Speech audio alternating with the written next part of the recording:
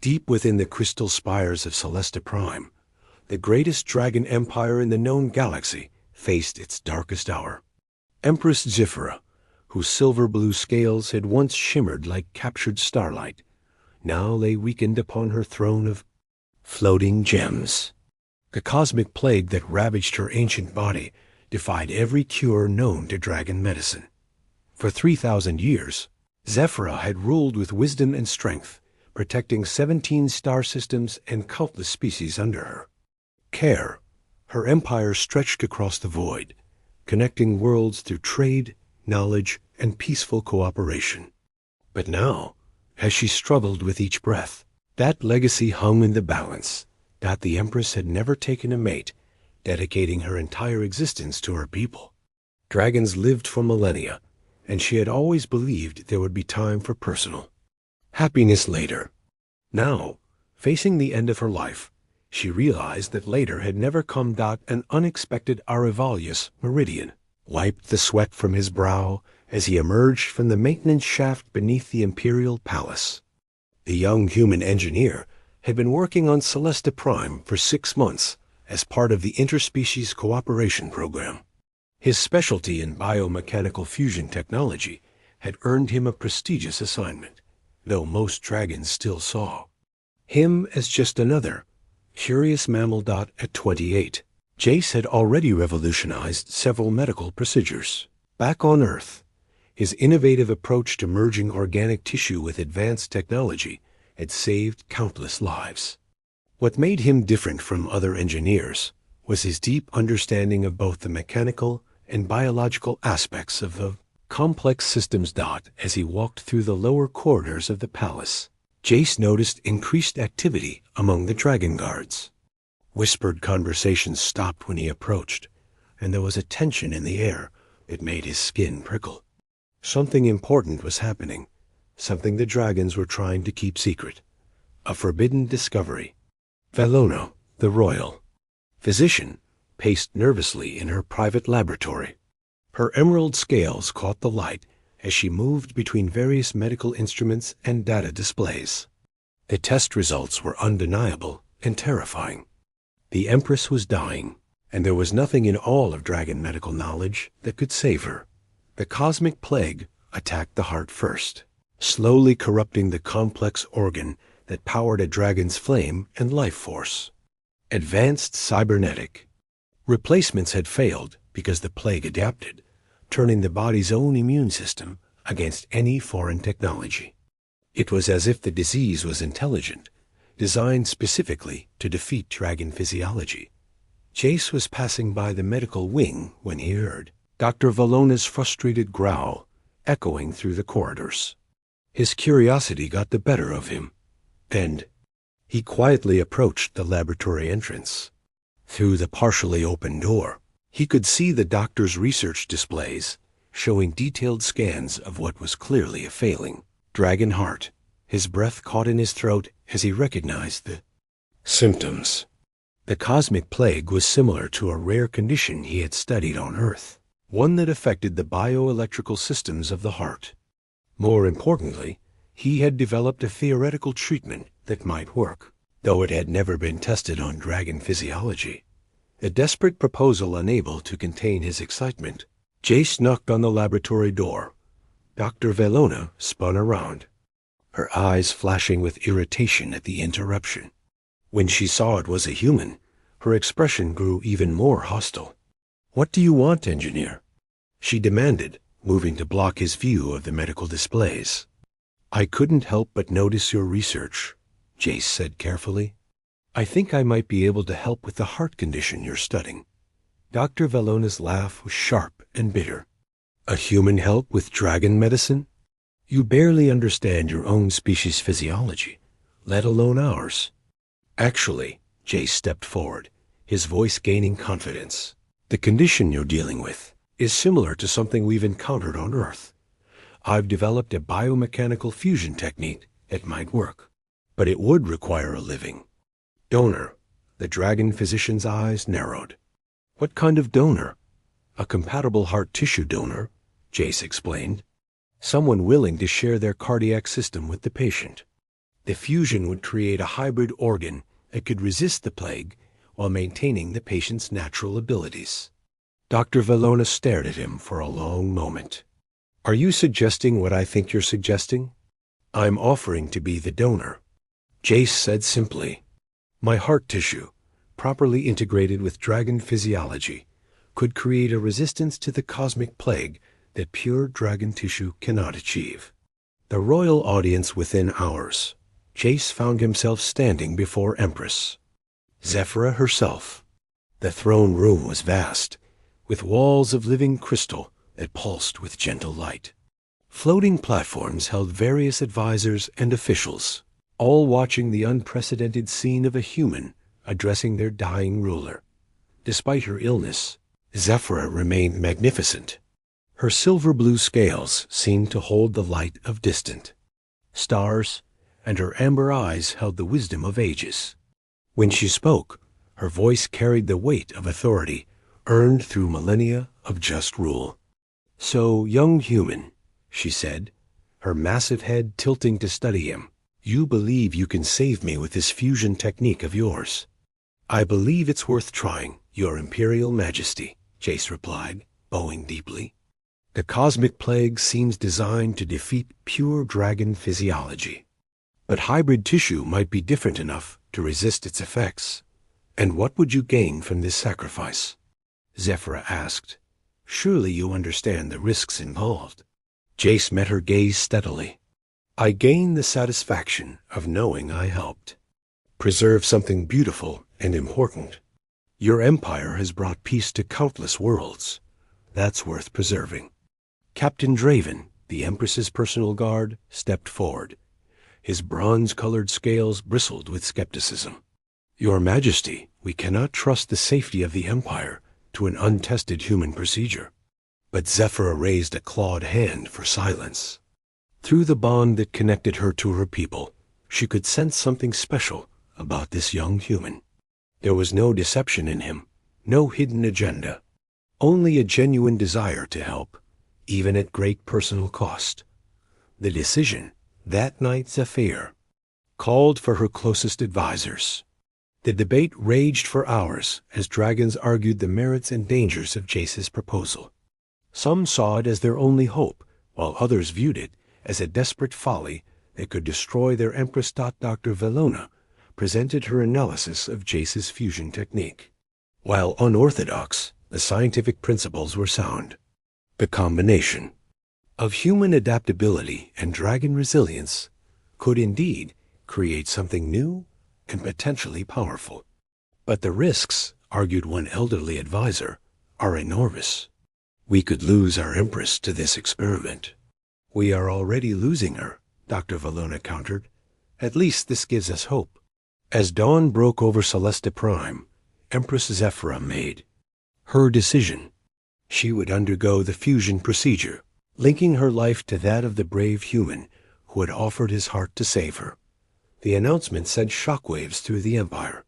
Never before had dragon and human been joined in such an intimate way.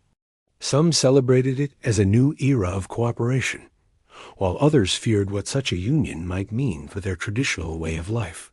Preparation for the impossible. The next few days were a whirlwind of preparation. The royal medical team worked around the clock to modify their equipment for the unprecedented procedure.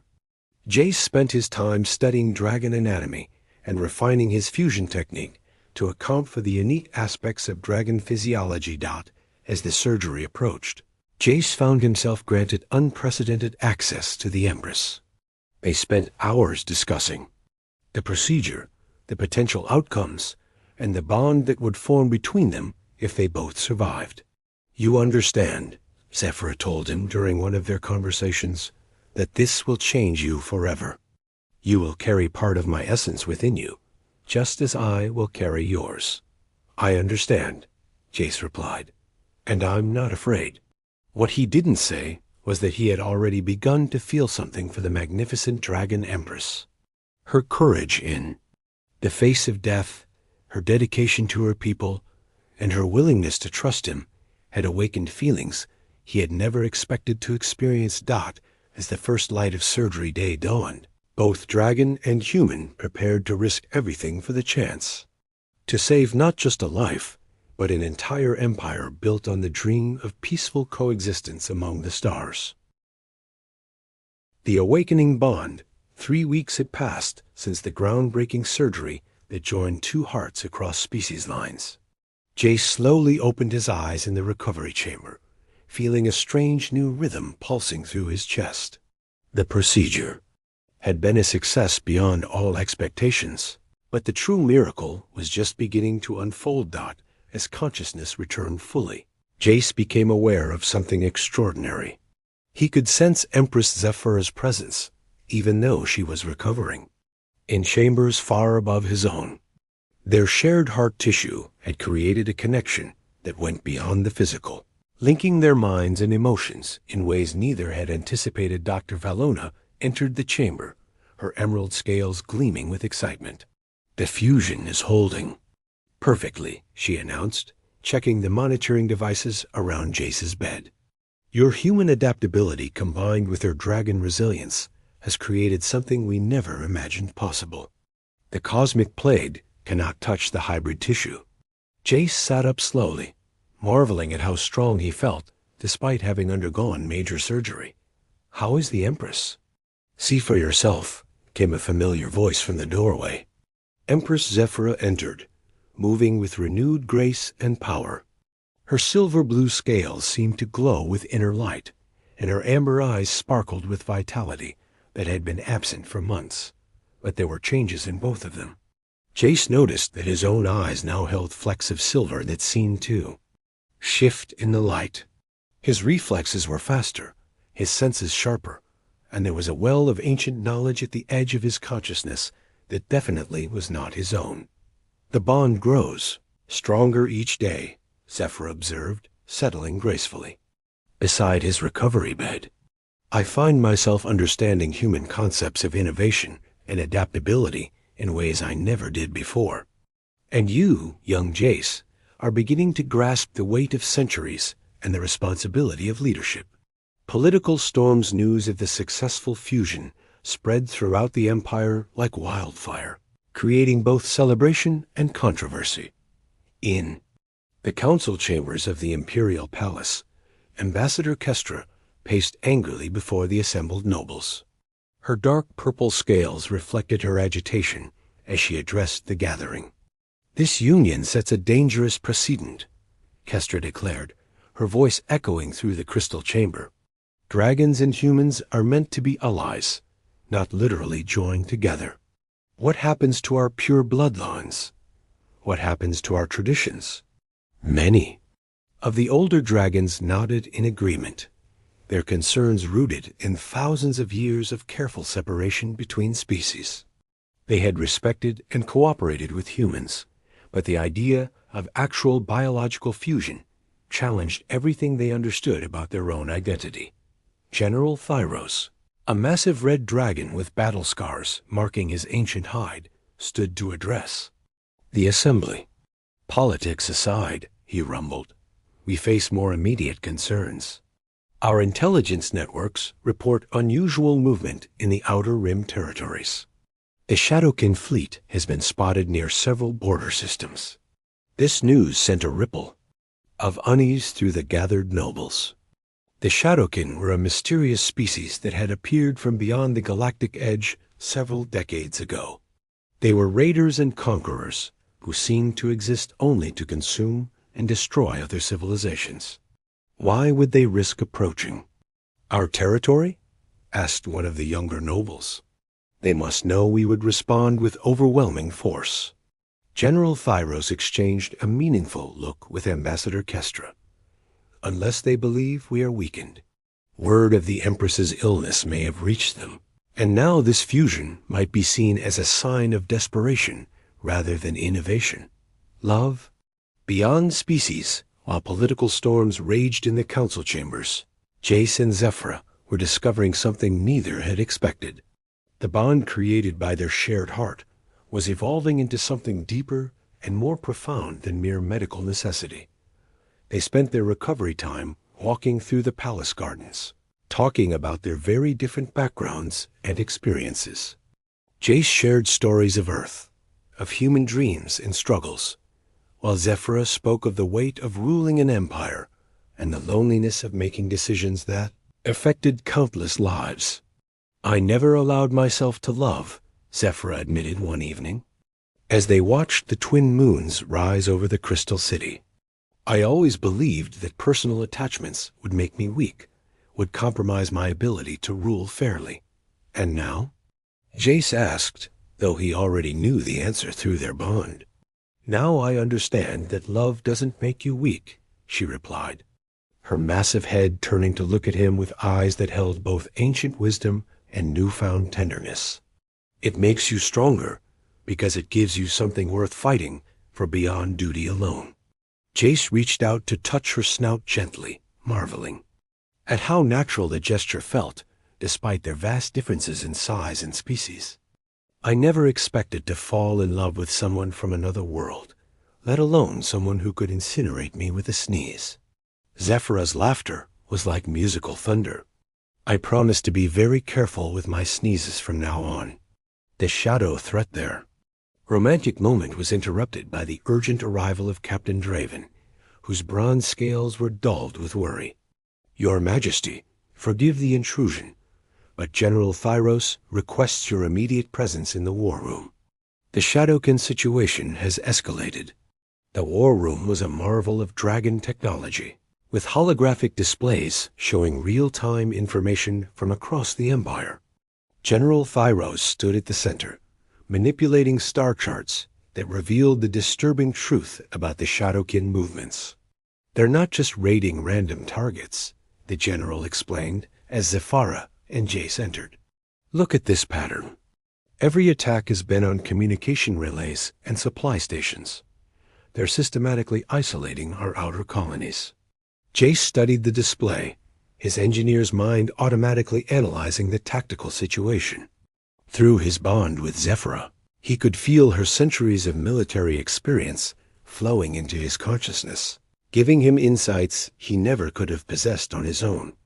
"It's a classic siege strategy," Jace observed, surprising the assembled dragons with his sudden tactical acumen.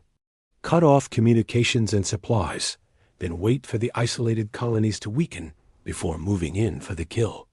"Precisely," General Thyros agreed, looking at the human with new respect. "But the question is, what do they ultimately want? The Shadowkin have never shown interest in conquest for its own sake before." Ambassador Kestra spoke up from her position near the tactical displays. "Our intelligence suggests they may be seeking something specific. Ancient artifacts, perhaps, or access to our technological databases." Zephyra studied the star charts, her tactical mind working through possibilities. "Or they may be testing our response capabilities. If word of my illness reached them, they might believe this is the perfect time to probe our defenses." A new kind of warfare, as if summoned by their discussion, alerts began flashing across the war room displays. Multiple Shadowkin vessels had appeared simultaneously at 3 different border systems, each group attacking with unprecedented coordination and ferocity. "They're using some kind of new technology," reported the communications officer, her voice tight with concern. "Our defensive systems are having trouble tracking their ships. They seem to phase in and out of normal space." Jace felt his pulse quicken, and through their bond, he sensed Zephyra's rising battle fury. But there was something else, something that made his engineer's instincts sing with recognition.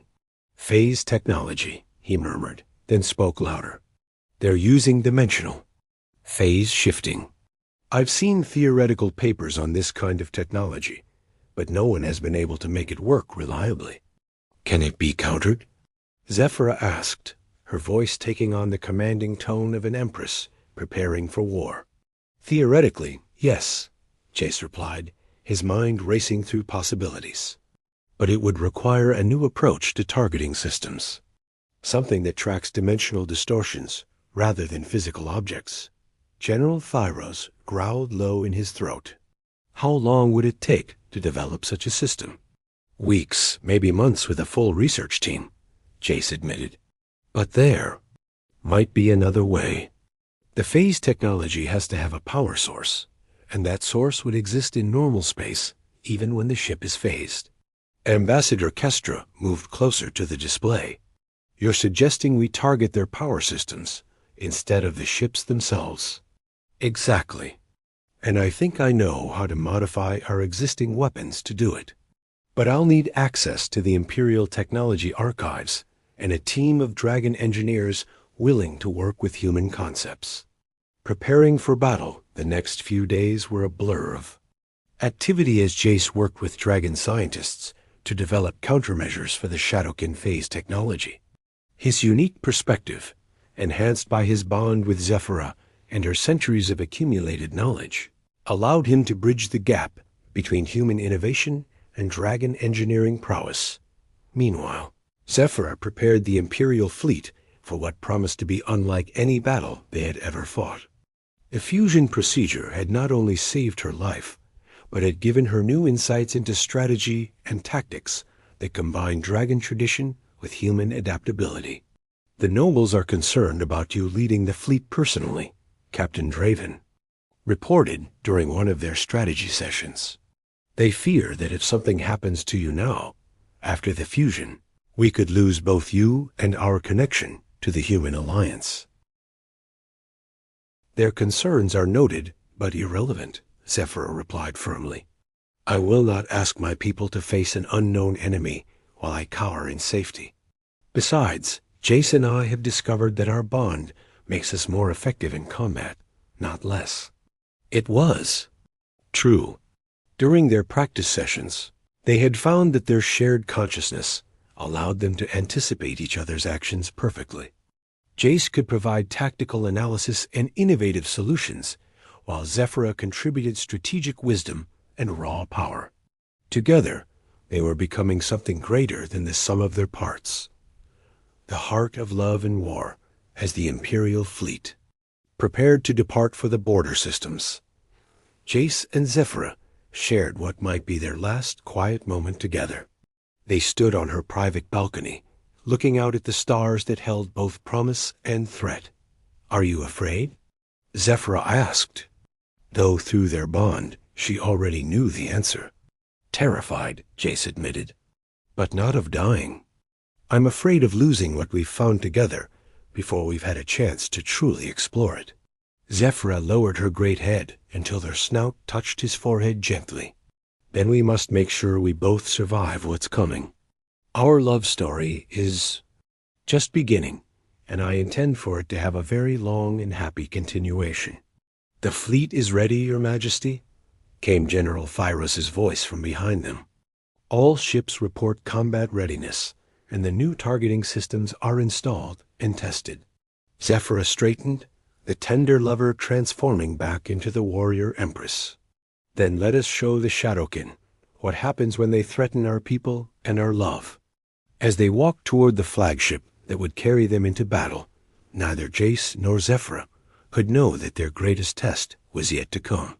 The Shadowkin had secrets of their own, and their true purpose would challenge everything the Dragon Empire believed about the nature of love, sacrifice, and the bonds that could exist between different species. The stars awaited, holding the promise of either triumph or tragedy for the most unlikely couple in galactic history.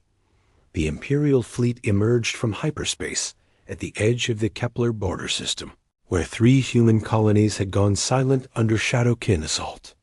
What they found defied all expectations. The enemy vessels weren't attacking the planets below, but instead formed a perfect defensive sphere around something massive and dark that pulsed with unnatural energy.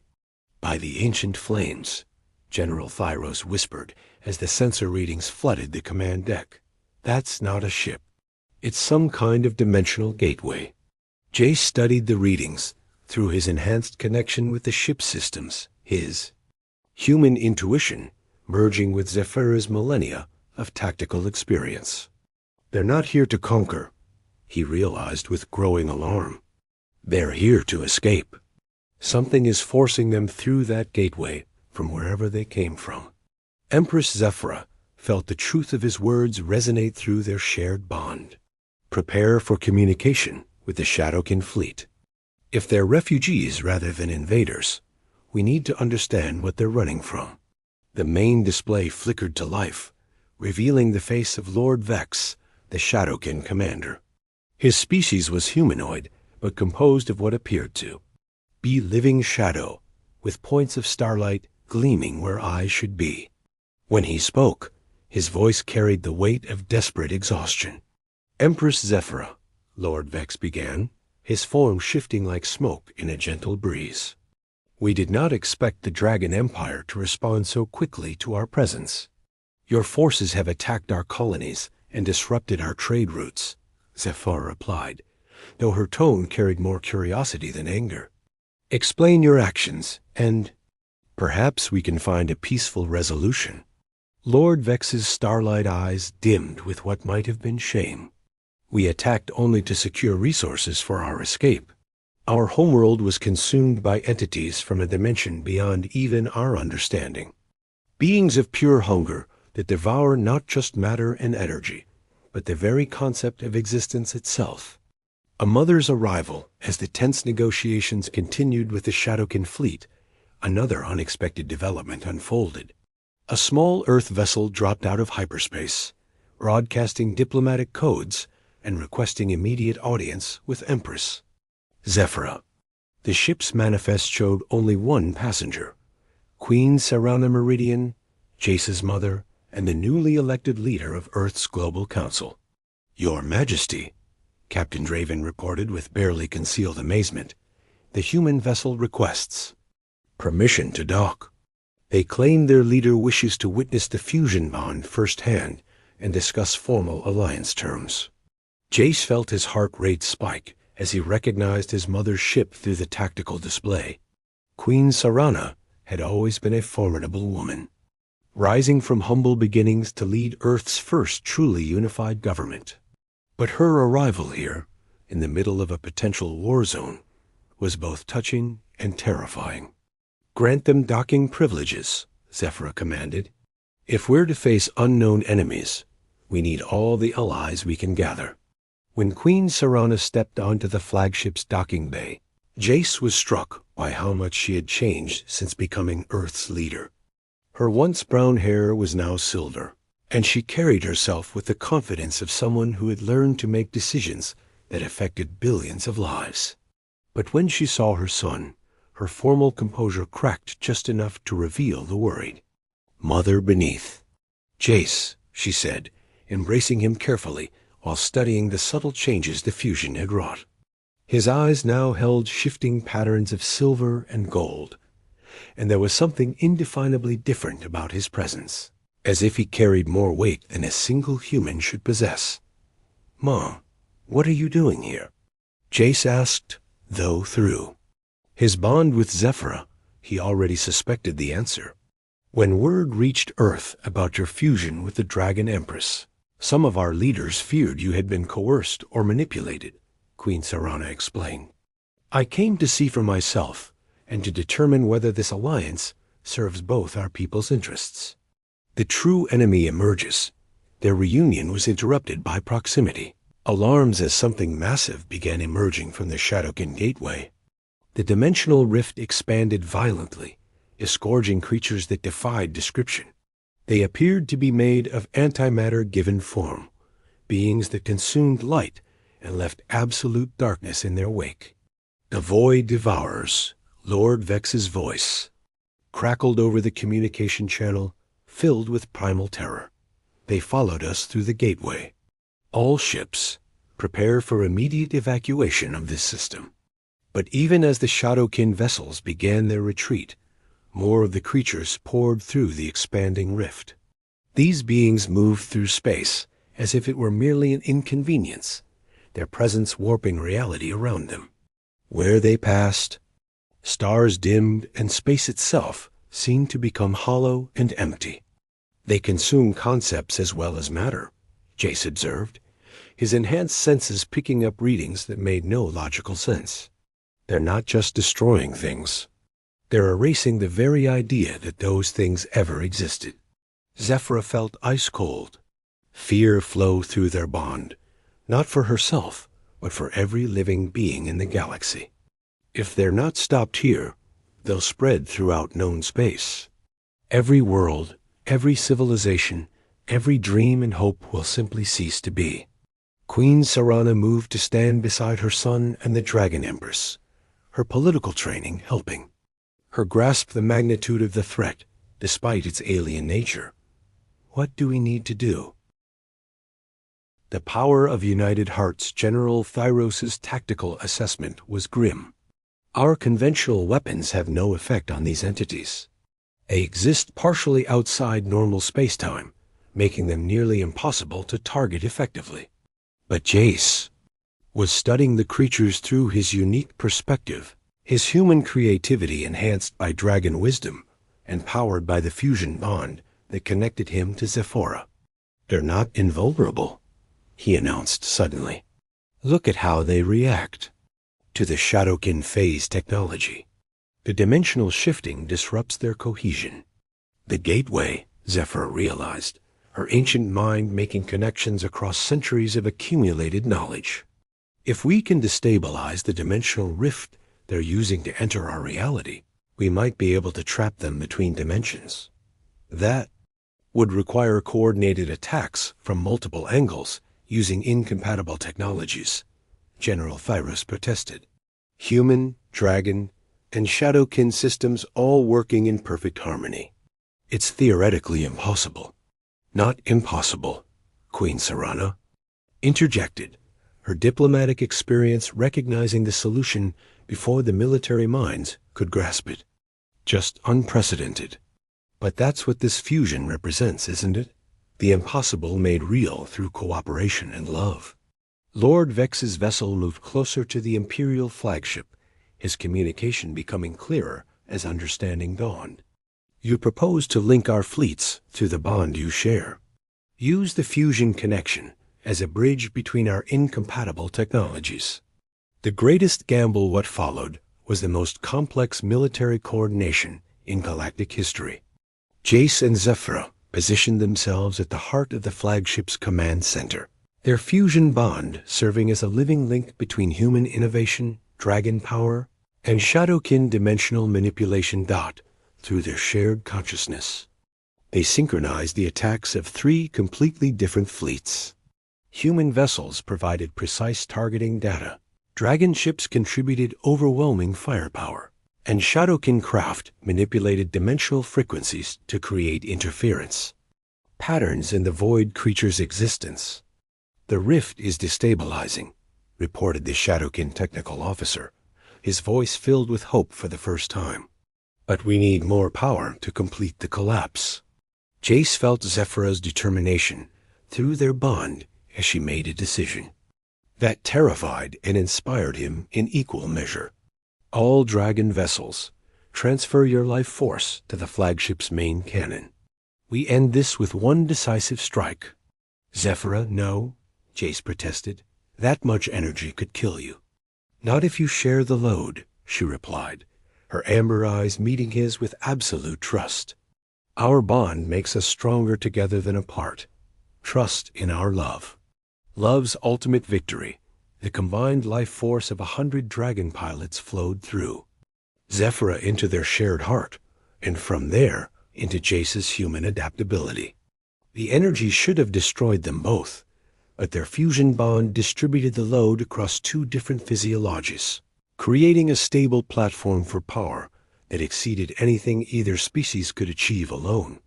Queen Serana watched in awe as her son and the Dragon Empress became something greater than the sum of their parts. Light poured from them as they channeled the combined will of 3 civilizations into a single moment of perfect unity. The energy beam that erupted from the flagship was unlike anything seen in galactic history.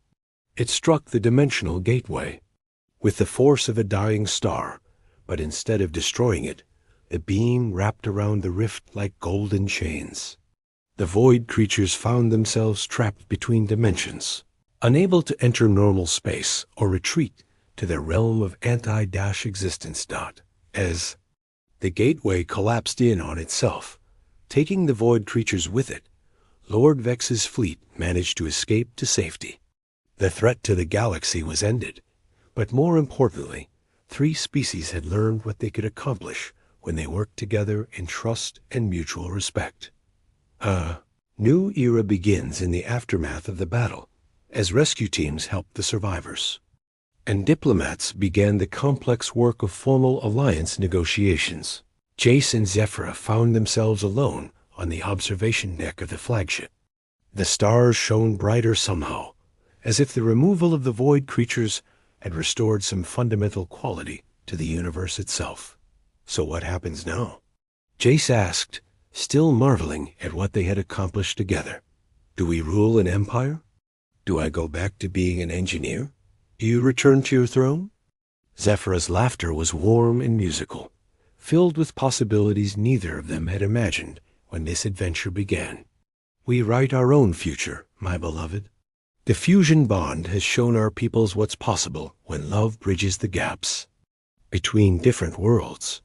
Queen Sarana approached them, her expression mixing maternal pride with political satisfaction. The Earth Council has authorized me to propose a formal treaty. Humans, dragons, and Shadowkin working together as equal partners in a new galactic alliance. And personally? She asked, looking directly at Zephyra. Are your intentions toward my son honorable? The Dragon Empress lowered her great head in a gesture of respect that surprised everyone present. Your son has given me not just his heart, but hope for a future I never dared imagine. If he will have me, I would be honored to call you family. Love without boundaries, the wedding ceremony. That followed was unlike anything in galactic history. Held in the crystal gardens of Celesta Prime, it brought together representatives from hundreds of worlds to witness the union of dragon and human, empress and engineer, 2 hearts that had literally become one. Jace stood before the assembled crowd wearing ceremonial robes that combined earth fabrics with dragon-forged metals. Zephyra's scales had been polished until they gleamed like captured starlight, and flowers from a dozen worlds adorned her magnificent form. The ceremony itself blended traditions from multiple species. Human vows were exchanged alongside dragon, flame-bonding rituals, while Shadowkin witnesses contributed their own phase harmony blessing. When Jace and Zephyra kissed, sealing their union before the galaxy, the fusion bond between them pulsed with such pure joy that every empath in attendance felt their hearts lift with shared happiness. Forever, among the stars years later, historians would mark this moment as the beginning of the golden age of cooperation, when species barriers fell and the galaxy entered an era of unprecedented peace and prosperity. The Meridian Zephyra Fusion Institute became the leading center for interspecies medical research, saving countless lives across multiple worlds. But for Jace and Zephyra, the greatest achievement was much simpler and infinitely more precious.